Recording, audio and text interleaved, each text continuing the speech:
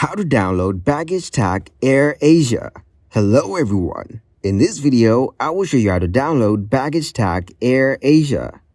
Firstly, simply go to the AirAsia app on your mobile device. There is no specific option to proceed with our request, so we need to take help via chat. So tap on Chat from the bottom, then tap on Ask Bo.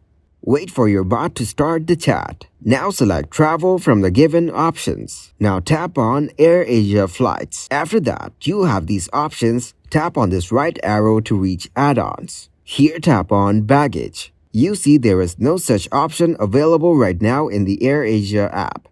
Thank you guys for watching this video. Hope you got some value. Make sure to like the video and subscribe to the channel to get notified for new videos. See you in the next one.